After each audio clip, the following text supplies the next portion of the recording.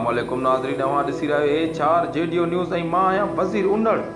सिंध हुकूमत सिहत खाते ऐं दादू ज़िले जे चूंडियल नुमाइंदनि जी नाअहली।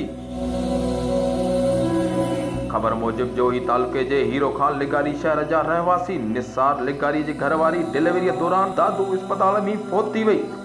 जॾहिं त दादू इस्पताल इंतज़ामिया फ़ौत थी वियल औरत जे वारसनि खां एम्बुलेंस जे तेल जा पैसा वठी छॾिया। दादू में हींअर लेडीज़ फ़ौत थी वई आहे। एम्बुलेंस हिते कोन्हे का, एम्बुलेंस आहे त उनखे तेल कोन्हे। सरकारी तेल केॾे थो वञे का ख़बर कान थी पए।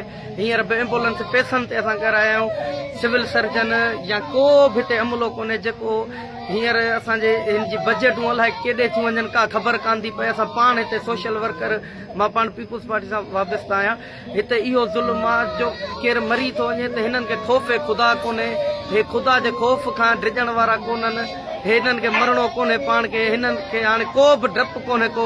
हे पाण हींअर पथर थी विया आहिनि। हिन जूं बजटूं खायो था वञनि सिविल हॉस्पिटलियूं। हाणे एम्बुलेंस खे तेल ॾियण जे लाइ कोन्हनि खे। सरकारी एम्बुलेंस आहिनि? हाँ बाबू सरकारी पोइ छा जा पैसा था वठो? तेल डीजल पैसा ना डीजल तेल भराए देना न पोइ सरकार कोन थी ॾे तेल जी पर्ची? सिविल सर्जन कोन थो ॻाल्हाया तव्हां? वधीक ख़बरुनि जी अपडेट लाइ ॾिसंदा रहो ए4 जेडीओ न्यूज़।